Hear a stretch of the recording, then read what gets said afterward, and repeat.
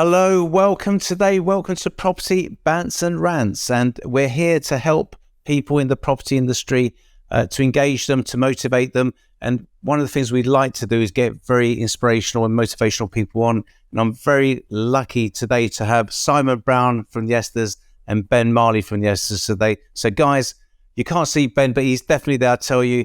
And he's probably, because he's too good looking, you can't even put him on this, because otherwise we'll be inundated with subscribers.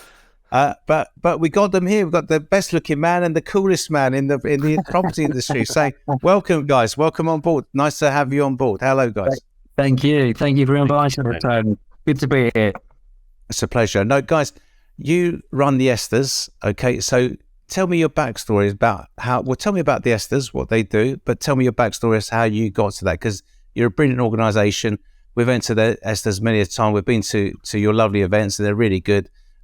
So we really respect you guys, and that's why we got you on. We want world-class people on, and I think you guys are world-class. So tell us a little bit about yourselves. Well, that's very kind of you, Tony. No, I've not been called world-class by anybody in my family, so that's a first. I mean, yeah, the Esthers. Well, Sarah, my wife, used to work for a local estate agent a long time ago. We're talking sort of 22 years ago. And at the time, my view of estate agents was probably pretty similar to most people's. I thought it was an easy gig. You basically put a for sale sign in the front lawn. You waited a couple of weeks. You then got offers on the property for the client, and you made 2%. Bang, job done. Move on to the next one. And it wasn't until Sarah started coming home after her first couple of weeks and said, "Oh my God, this is an absolute nightmare." Talk about spinning plates. She was losing keys. She was losing dogs. She was, she said, this is a really, really difficult way to make a living. And it gave me the idea to start a set of awards. I used to work for the Daily Express newspaper group, and I used to organise all their events. And we organised an event, we ran an event for the house building sector, which was based on customer feedback. There was no judging panel. And it was really successful. And I said, I thought, why can't we do the same thing for the estate agent industry? And we did, and that's how it started. And back in those days, it was all paper based. So agents would sign up to us, and then they would tell us how many properties they'd sold in the previous year. We would then send them a whole pile of questionnaires that they would then forward to their clients, and the clients would fill them out, send them back to us. And we would spend hours and hours and hours entering the data into a very primitive computer system, and it worked really, really well. We got the NAEA, as it was at the time, involved to support it, and it sort of, it grew and grew. But it got to the point where agents were saying to us, "We want to see the feedback. We want to see what our clients are saying about us. Mm. We want to see that in real time." And obviously, the internet was developing quite quickly over that time, and so it then, almost by default and almost by accident, we developed and became a review platform without really ever realizing it. We didn't say to ourselves, "Right, this is what we want to be." The feedback we were getting from our clients sort of pushed us in that direction. And so, now we are still, the biggest awards in the property sector, and we work for conveyancers and mortgage brokers and suppliers as well as agents. But we are a bona fide review platform exclusively for the property sector. It's just gone from strength to strength. We love it. I absolutely love the industry. And what amazed me back in the early days was actually how nice most agents were.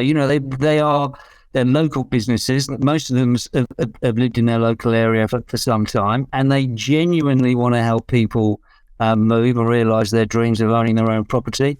and they work really, really hard. And I think Ben can bear me out here, with the conversations that you have. They are genuinely trying to help clients, that's where we are, basically. Okay, there's a lot of hard work in that, though. You made it sound easy, but there's a lot of hard work to get where you are. I mean, you've got a fantastic platform now, but absolutely. And I think the thing that we've done is stick to what we know and stick to our guns. We haven't diversified too much. We obviously have agents, but as I said, conveyancers and mortgage brokers, but we stick to the property industry. And it's just you've got to keep going. You're only as good as your last sale, as agents know better than anyone else. And I just think if you're consistent and just keep focused on what you do instead of trying to sort of diversify too much, and that for us has been the key. And you build up your reputation, you build up your brand, and it's I mean, I've obviously got a few great roles to show for it, but especially for the live event when you've got 1,200 agents and conveyancers in the room, can be a little bit stressful, but we spend most of the time gliding like a swan. It's good fun. It really is.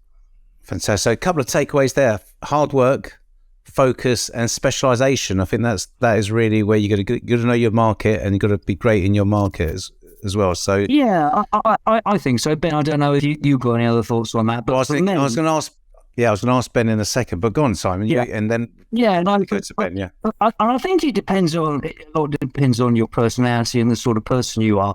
You get a lot of people used to call me an entrepreneur, and I don't think I could be anything further from that description, because the business is 20 years old now. I'm not constantly coming up with different ideas for different businesses. That's not me. Obviously, we've developed the product, and we've actually got some really, really exciting new tools coming on stream in the next couple of months. We've been developing, but for me, for my personality, it's all about sticking to your guns, staying focused, staying loyal to your strengths, and looking after your clients. The essence is all about rating customer service, and we have to deliver the same levels of customer service that our clients are. It's absolutely crucial. Okay, good, excellent. So what I'll do, that's a great intro. So what I'll do is I'll ask Ben the next question, if that's okay. Sorry, Ben, I know everyone wants to know about you, but I'm going to go on to the next question so people are engaged throughout this. So Ben, let me ask you a question. You're always speaking to agents, aren't you? So you're speaking to them on a daily basis. What are sales agents in particular? What's their biggest problem at the moment? What are they suffering? Sure. So I think from the conversations that I've been having so far, the challenges that agents face, bar the last couple of years post lockdown 1, are still the same challenges that they faced for the last 10 years, 15, 20 years probably. And it's the same three that often recur time and time again, that there's not enough stock coming to market, there's too much competition, and fees are being driven down. They are the things that people say. They're also the things that people could do something about. Well, I'm going to ask you that. I'm going to ask you that. So on my next thing, because obviously we're here to help people along. Sure. So those are the problems. And what you say, I hear all the time as well. So what would you suggest to an agent? What should they do for each of those points? What would your advice be? Yeah, I mean, full disclaimer, I've never been an estate agent.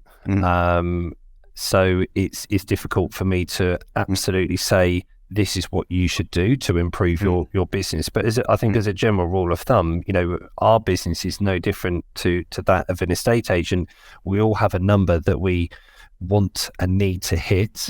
And when the market gets tough or something happens, we have to react to that to be able to deliver what we know we should and could deliver. So for a lot of businesses, when I'm having these conversations, I'll ask them the question, what are you doing about it? And then I get a bit of a blank and vacant look, and I go, well, there's not enough stock coming to market. It's like, right, what are you doing about it? Well, we you know, the phone hasn't rung for a while. So yeah, okay. So what are you doing about it? And then don't really give you an answer.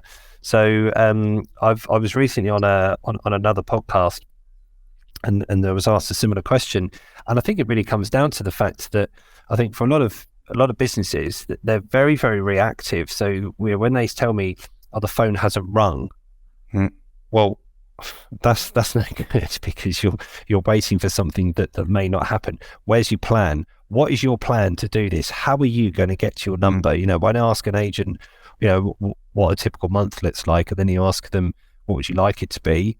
They give you two very, very different answers. So what is it? I mean, really, what you're saying is it's all about taking some accountability and responsibility for getting the results. Is it? And you're talking about having a plan and then taking accountability to execute that plan. Absolutely. Literally is that. There is no hidden formula. You know, how are you going to get to where you want to be, and what are you doing to execute it? Simple as that. Yeah. And you think fees, have you got any feedback? Because you speak to agents up and down the country. What do you think fees are like at the moment? What do you think the average is? I mean, I think, who was it? Well, there was a survey, and there was about, I think 1% is the average across the country now. Is that what you find any different there, or is it? I think that is probably about the average. I think sometimes when the numbers get skewed is that there are some businesses who will offer like a fixed fee for less than £1,000 plus VAT across the board, which obviously will kind of skew those figures. But, you know, let's be positive. I know of plenty of agents who are getting north of 1%. Comfortably, 1.2, 1.4, you know, is very much the norm, and they stick to their guns, because at the end of the day, if you can prove your value to the customer, then you know, then the cost doesn't become an issue. It's only an issue in the absence of value. Absolutely right. And I think there's an obligation on us, on any industry. You know, any industry. I was an estate agent before, Conveyancing now, and you guys, it's all about proving what solutions you can give to people, because people they're only cost sensitive if they don't understand what this means to them. But once they understand it, they'll pay, because they need a solution. They need a solution. Right. And this moving house is, you know, your biggest ever financial transaction, and certainly one of the most important things in everyone's life, really. So yeah, absolutely right. Now, you guys are always around, out and about. You're always inspiring people. So I want to know your mindset secrets. I want to ask each of you, what mindset, what do you have going on in your brain that you think, no, these are my, you know, I've got to be like this, and this is really what's helps me in my career. So Simon, let me ask you, what have you got? Okay. Well, I think for me, I think one of the most important things is to have a work-life balance, because it's more difficult to stay focused if you don't have other interests. You know, if you're completely consumed by work, and it's very easy to do that, especially with, you know, digital communications nowadays. I mean, for example, with email, I make a point of not looking at my emails after, I think, probably after 6 o'clock in the morning, and I start looking at them again sort of 8 o'clock the following morning. And also, you know, not at weekends. I know agents don't have that luxury during working hours of the weekends, but I think it helps you to focus more if you've got other interests outside of work. That for me is an important thing. As I said to you before, I think the other thing is staying focused and not being distracted by, you know, exciting new opportunities, which very rarely do those opportunities actually come to fruition if we're you know, we're really, really honest. So sticking to your guns and being focused, I think is really important.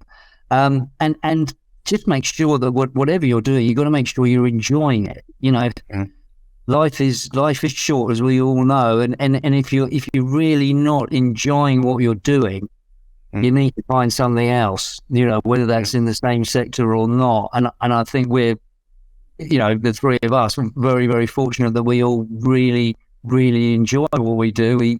Mondays aren't really Mondays, are they? We're keen to get up and get on with it. So yeah, I think that those are the things that I would say. I think I just want to comment on that. So what you really say, I mean, one of the things we try to say is, look, when you're at work, be completely focused at work, and that's what you're talking about, focus. But when you're at home, be completely focused at home, and that's what you're saying about work-life balance. And the problem is when you don't have that, you're at home thinking about, I should have done that at work, and you're at work thinking, oh, you know what, I should have done that at home. Yeah. That's the thing. Yeah, and that means that when you do, if you're thinking about work from 6 o'clock, the following evening, and you're sitting there watching TV, but you're still answering and sending out emails, and I know lots of people that do that, and then they wake up in the morning and they pick their phone up and they're looking at their emails before they do any exercise or have a shower or whatever. Then when you do get to your desk, or whatever time that is, you almost feel like you've done half a day's work already. Your energy level, we all know that our energy levels go up and down depending on the time of day. And so I think if you don't have that balance, you don't have the same drive and the same focus when you do get to your desk in the morning. So, for me, that's really, really important. Excellent. And before I go to bed, just one quick stat. The biggest percentage of heart attacks take place Monday morning. Right. And they attribute that to people going to work. And they think there was a recent survey that about 80% of people had Monday morning fears on Sunday evening. So like basically Sunday from about 4 o'clock onwards was spoiled because they were thinking about Monday morning, which is wrong. Because you're wasting one of your days. You're just completely wasting your life, really. Yeah, and I sometimes I'll get to my desk on a Monday morning quite often, and I'll have emails from people from sort of 4 o'clock onwards on a Sunday afternoon, and I'm thinking to myself, what are you doing? Sending work emails out, and people say, "Oh, I just want to get ahead. I want to get ahead because then when I get into the office on Monday morning, I can hit the ground running." Well, I don't think that actually really works, and the stat you just shared bears that out completely. Ben, what's your mindset tricks and how they helped you? So at the risk of sounding a little bit sentimental, one of the biggest inspiration, I don't want to quote him as being an inspiration just on the off. Ben, you're not going to be talking about me, are you? You're not going to be mentioning me, are you? Should I be in fact? Is close. Is that Change someone else. It's your brother, Angelo. Yeah, exactly. Yeah. No, so yeah, don't quote him too much, just in case on the odd chance that he actually listens to this. But one of the lessons I was taught in life by my dad at a very young age was two things. He taught me that you play to win, and everything that you do, you don't do it half-heartedly. And Simon will testify to this, that he is witnessed multiple examples that when I do something, I give it absolutely everything, and that is a very good and also challenging character trait to have. The other thing that he taught me was which I believe is actually, as the older I've got, the more I've realized that this was the bigger lesson in life, and when you talk about mindset, is actually how to lose as well.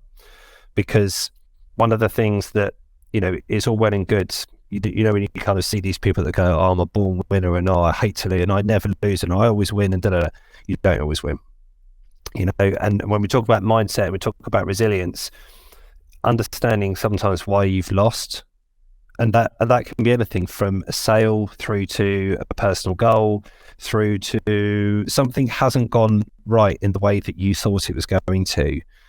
Understanding why that happened and being able to learn from that, so that when that next situation arises, you know how to deal with that emotionally from your own mental state, but also how you can then put that right as well. And I always remember back in watching the Masters, and Rory McIlroy was a a very young man back in those days, and he was leading the field by an absolute mile going into the final day. And then as it was the first time that he'd really contended in a major, and they said, oh, he's going to go on and win this by miles, etc., etc. It's the next Tiger Woods. And kind of standing on the 10th tee, his lead went from something like 7 or 8 down to just 1. He then proceeded to hit the worst tee shot that he's probably ever hit in his life, and probably the widest tee shot that's ever been known on the 10th tee of Augusta. And he ended up walking off with a 7, and all of a sudden his one-shot lead, he's now chasing the pack. He had a major collapse, and I think he finished 10th or 11th. And everyone was going, oh, he's not that good, is he, etc., etc. And I remember saying, that's like, if he's got the right mindset, like the values that I saw at a young age, he'll learn more from that than he would do if he went on to win that major. Lo and behold, he then won 4 majors over the next 5 years, and became world number 1. And I think if you can just understand, sometimes if things don't go your way, whatever situation that is, understand why and understand how you can put that right, and that will allow you to be more successful in the future. I think that's absolutely right. So I think I'll comment on both of those things. I would say being competitive, I'm extremely competitive, and as you say, Ben, it's good and bad, right? Because you want to win everything, but you put heart and soul into it, and but things happen to you because you're going for it. You put everything into that, and that, to be honest, I think in life that's what you're going to do. If you're going to, and it's like Simon was saying about focus. If you're going to do something, put everything into it. Give good solutions, serve your clients, make sure they're getting the best from you, and they'll love you for it, and quite rightly, and they'll pay for that. Because people want solutions. The other thing is, I think what you're talking about is your failures. I mean, sometimes you don't win, and I think if you're winning everything, I think one of the things is you're probably playing too small. It's like I don't know.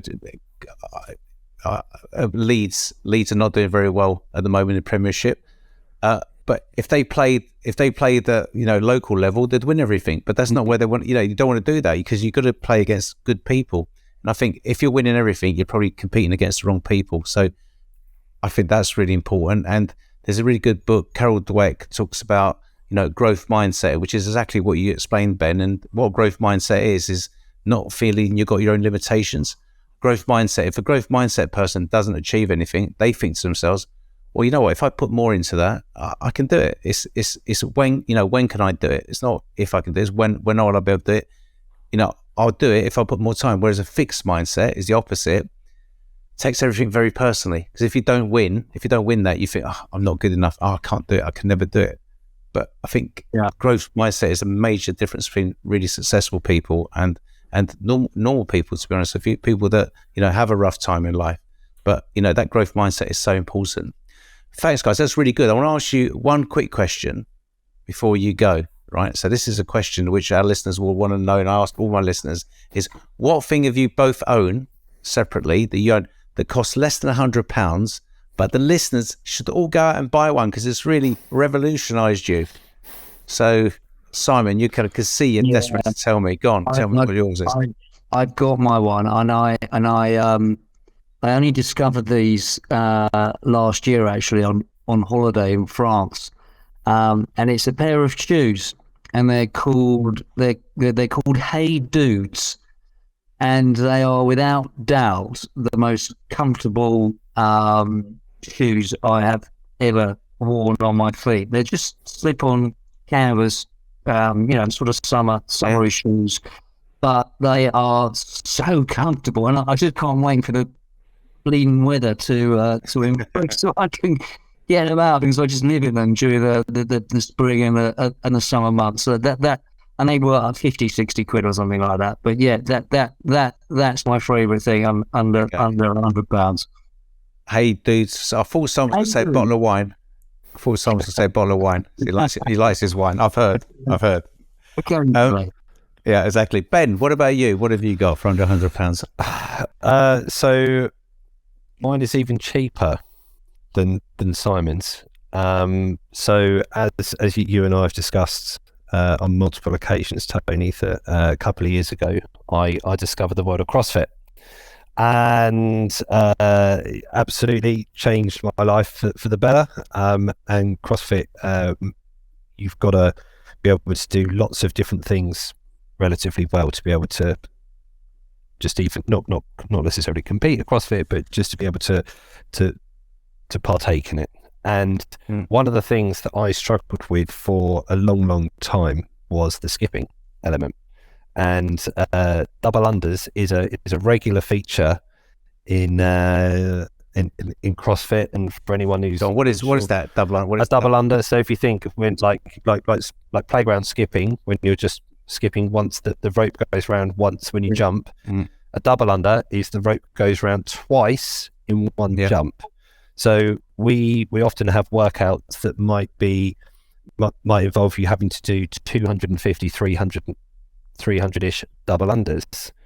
If you don't have a good skipping rope to do that, you end up with these whip marks all over your shins and calves as a result of it. So I invested £40 on a skipping rope that at the time I thought I was absolute madness. I was ready for 40 quid on a skipping rope, and it has absolutely changed my world. I've gone from being able to do like 5 to 10 double unders to now comfortably doing 50, 60, 70 unbroken double unders at a time. So for me, that was a good investment.